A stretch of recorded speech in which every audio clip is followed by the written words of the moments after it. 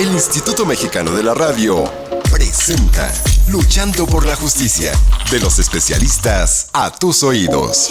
Luchando por la Justicia. Hola, ¿qué tal, amigas y amigos del Instituto Mexicano de la Radio? Esperando que se encuentren muy bien y que estén teniendo un viernes espectacular. Yo soy Jessica Torres y nos escuchamos como cada viernes por la radio tradicional, asimismo de diversas plataformas digitales como es el radio por internet y también la aplicación del IMER. Y el día de hoy tenemos a un gran invitado quien ya nos ha acompañado en ocasiones anteriores. Él es Mario Herrera, miembro de la Red Iberoamericana de Neuroderecho y Neuroética. Y pues sin duda es experto en neuroderecho. Y el día de hoy nos va a platicar sobre estas neurociencias y el derecho penal, que sin duda ha sido un campo de crecimiento en tiempos recientes, en el cual pues tenemos que analizar la responsabilidad penal y libre albedrío de las personas que están involucrados en algún delito, también la evaluación de la culpabilidad, la rehabilitación y el tratamiento en dado caso que pudieran tener las personas que están en esa condición de delincuencia, y también pues cómo es que se puede afectar la interpretación de una conducta y la aplicación de la ley. Pero nuestro querido invitado Mario Herrera nos va a platicar sobre este tema, neurociencias y derecho penal. Querido Mario, bienvenido al IMER Radio. Gracias, muchas gracias, querida Jessica, te saludo con mucho gusto a ti y a todo el amable auditorio que nos está escuchando. Pues bien, me parece que ya has dado un resumen del tema, mi querida Jessica. ¿Qué tan atinados puntos has dado con relación a la importancia, y ya no a la importancia al día de hoy, sino a la necesidad de las neurociencias aplicadas hoy en día a la ley, a la justicia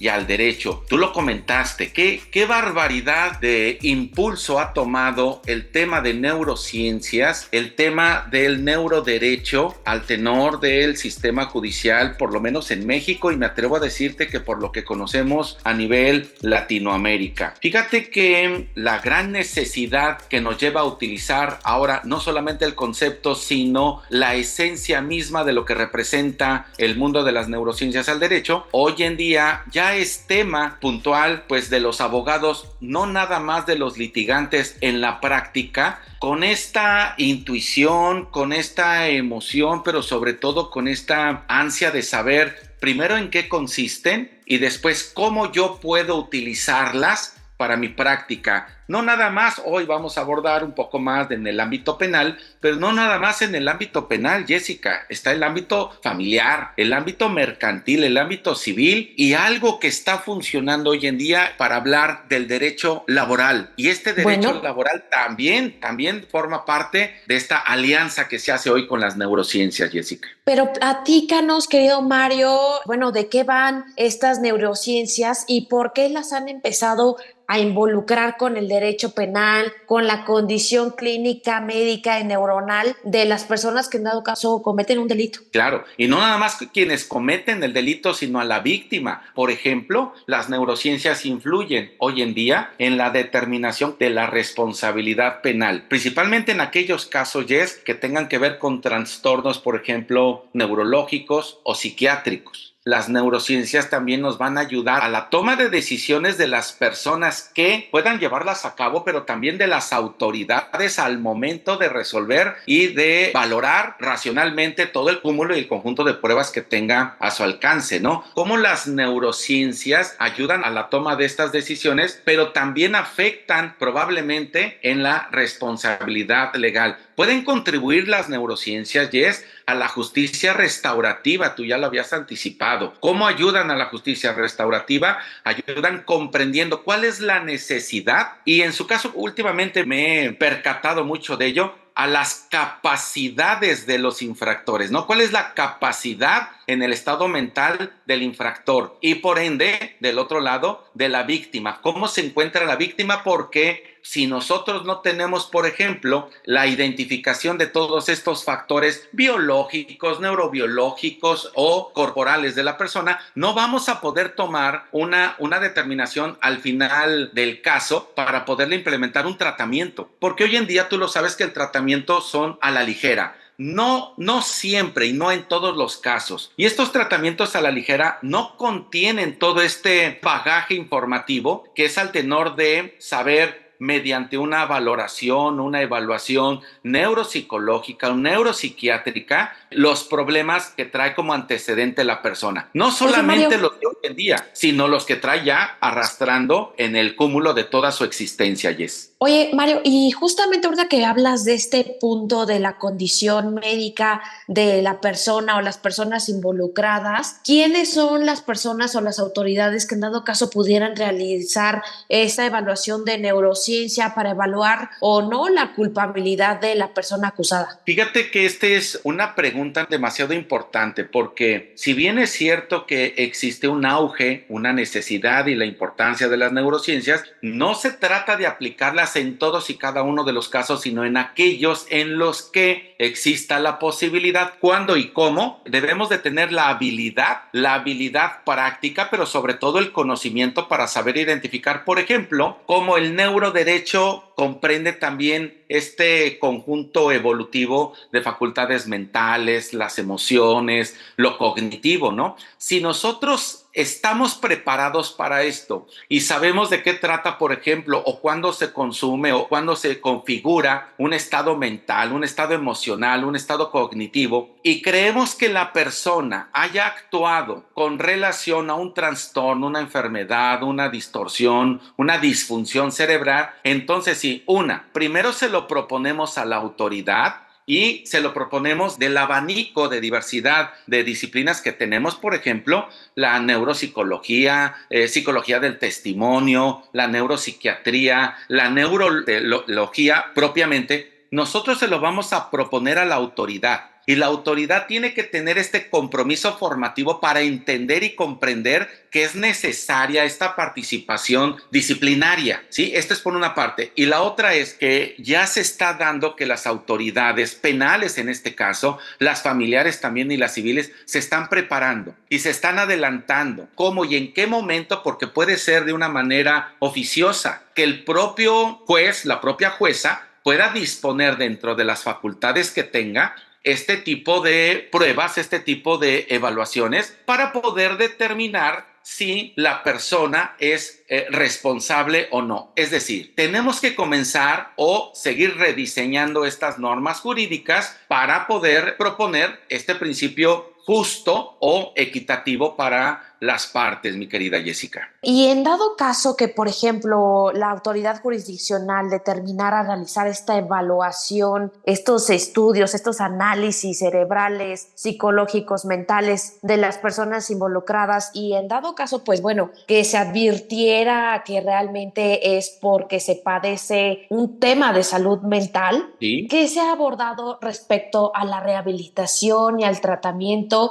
Y si dentro de esta rehabilitación pues se puede utilizar para tratar no solamente estos trastornos mentales o comportamientos delictivos a los que los conducen, sino también en el que en vez de una pena privativa de la libertad, pues se haga una rehabilitación y un tratamiento. Sí, pero no necesariamente, y este es otro punto, ya lo habíamos comentado también anteriormente, no significa que se disculpe a quien comete el delito, no significa que se le vaya a perdonar o que se le deje en libertad, porque luego por eso vienen las confusiones y los problemas de decir, lo dejó libre. No precisamente también del otro lado significa que para que reciba un tratamiento, una rehabilitación, la persona privada corporalmente de su libertad, pues necesariamente tenga que salir o poderse estar inmerso en un centro de readaptación o de rehabilitación. No necesariamente significa eso, pero tú le has dado al punto correcto y completo del tratamiento o de la probable rehabilitación. ¿Qué tendríamos que hacer? Primero,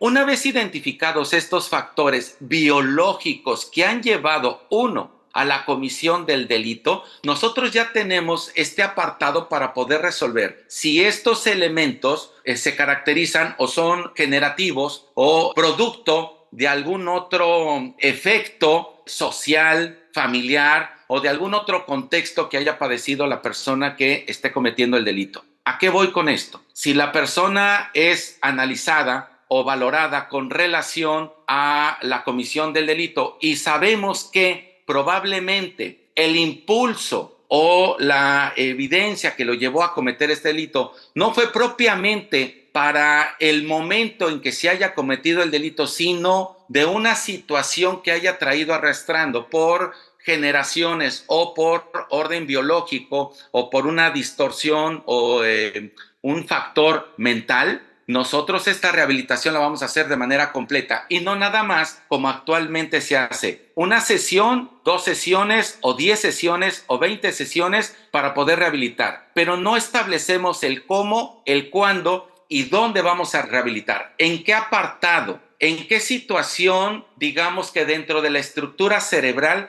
vamos a trabajar, para qué y dónde, para controlar emociones, para controlar ejecuciones, para controlar el cómo recibimos o obtenemos nosotros la información. Todo esto tiene que ver con lograr un buen programa al final del día de rehabilitación. Saber dónde vive, cómo vive, dónde está, con qué familiares vive, con qué personas se relaciona, si ha ido a la escuela, si no lleva un programa escolar, si lleva una medicación, y todo esto es a través de esta valoración forense, querida Jessica, y tendríamos entonces ya un complemento más profundo, más coherente para poderle proponer un programa a la persona.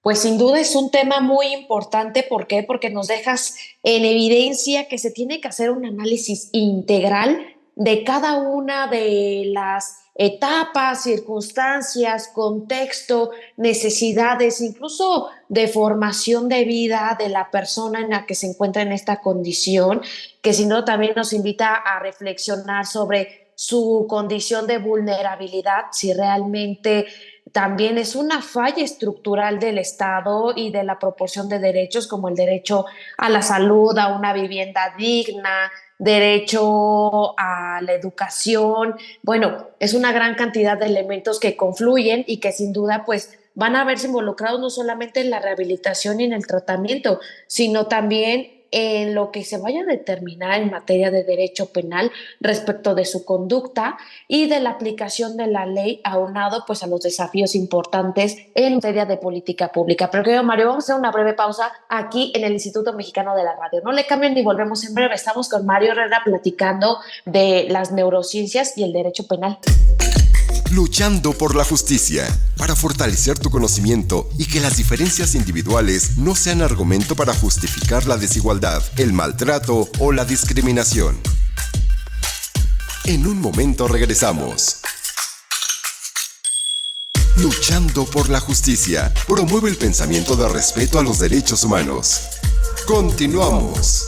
Amigas y amigos del Instituto Mexicano de la Radio, ya volvimos de una breve pausa. Estamos con Mario Herrera platicando sobre neurociencias y derecho penal. Y pues bueno, como nos ha explicado, esta parte de analizar la responsabilidad penal, el libre albedrío y responsabilidad que en dado caso tengan las personas que puedan cometer algún delito, pero también analizar que pues estas pueden estar influenciadas por factores neurológicos inherentes a la persona, es decir, que hay evidencias que pueden demostrar que el estado mental no es el óptimo en el momento en el que cometen un delito, y pues por lo mismo las neurociencias pues pueden ser utilizadas para tratar estos padecimientos mentales que pueden contribuir a comportamientos delictivos, y que también hay muchos desafíos respecto de cómo se va a poder analizar la ley y también la aplicación de estas neurociencias en la conducta humana.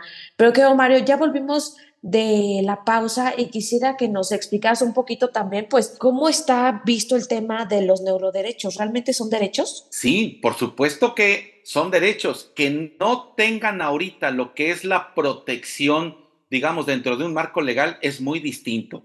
Ya existe una iniciativa de ley para poder proteger lo que es la vida humana, el cerebro, el pensamiento, los derechos humanos, ¿no? Ya existe. Pero por supuesto que se trata de una forma de poder diseñar una nueva forma de hacer justicia a través de nuevos derechos. Y estas nuevas aplicaciones, esta nueva conformación de derechos, tiene que llevar implícita una protección legal, que no se tiene. La verdad de las cosas, y a decir verdad, no se tiene al día de hoy, pero ya existen iniciativas para ello. Bueno, te iba a comentar ahorita algo que decíamos al final del apartado anterior, que era el de transformar la naturaleza del castigo por una nueva forma de ver el abordaje terapéutico de las personas. Por ahí me quedé, pero esto tiene que ver justamente con esto. Tenemos que aprender a abordar un apartado terapéutico para quien comete el delito, pero sobre todo, que esto es muy importante y perdón que haya cambiado abruptamente de tema, Jess,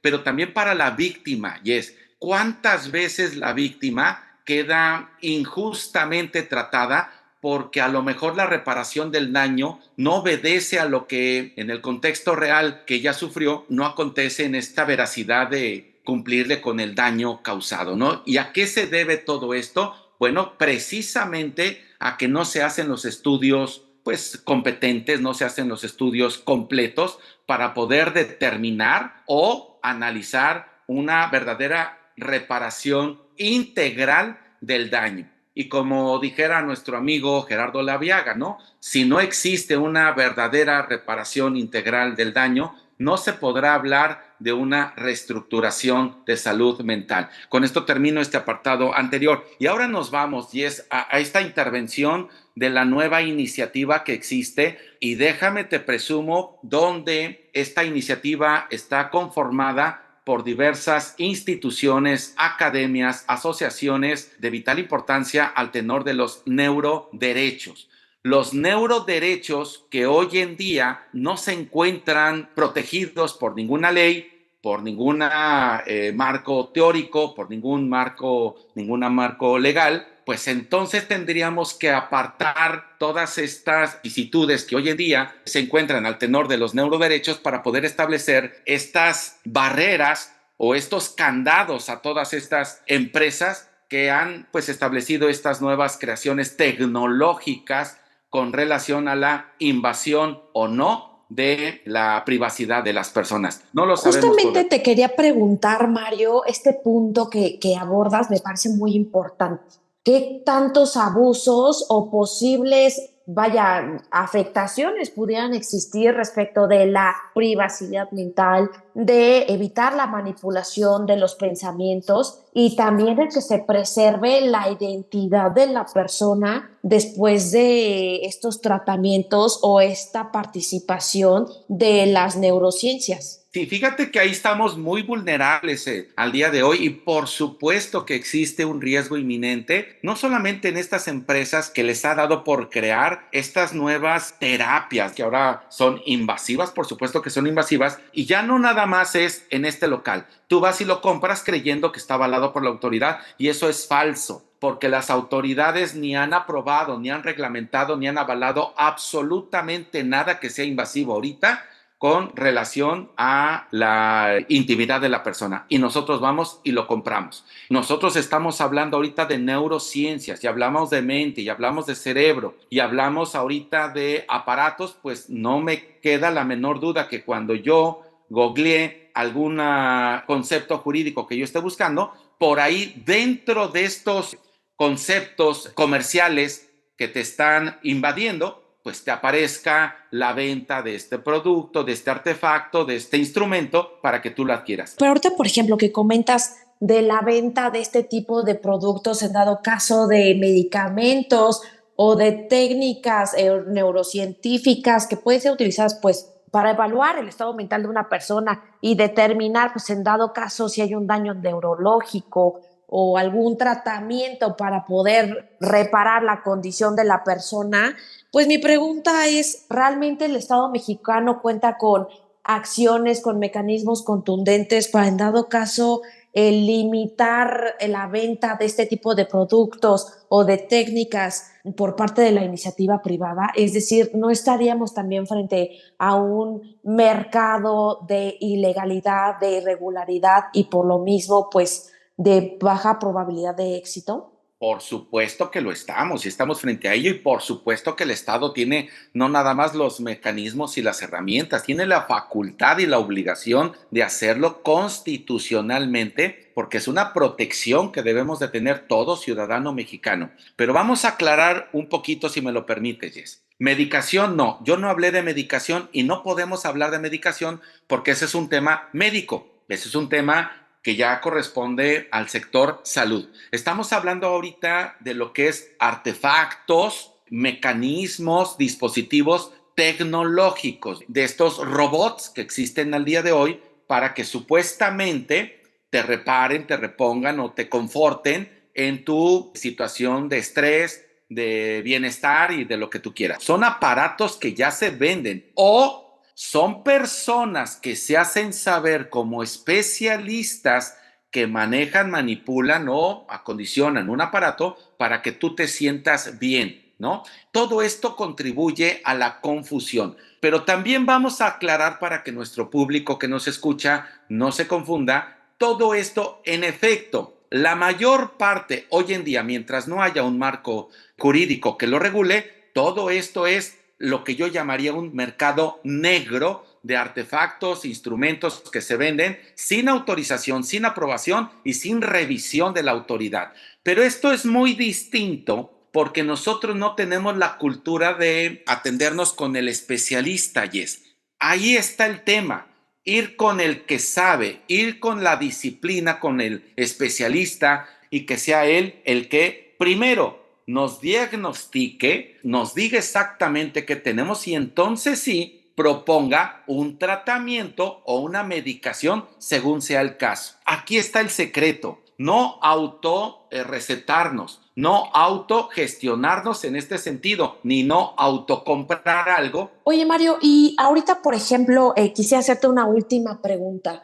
¿Hay datos, informes, información sólida de cuál es la efectividad de las neurociencias, el neuroderecho, o aún no hay investigaciones sólidas al respecto? Sobre todo para conocer más datos duros. Bueno, es que no creo que haya una estadística para ver la efectividad y no puede haberla porque las neurociencias están basadas en la ciencia y en la evidencia, por tanto no requieren de una comprobación, tienen una evidencia científica, por tanto van a ser útiles 100% donde quiera que se practique, se utilice o se sume como un elemento más en el caso concreto de que se trate. Y digo un elemento más porque se tiene que trabajar armónicamente con todas las disciplinas afines al caso. Por ejemplo, tenemos que aprender a trabajar abogados con médicos.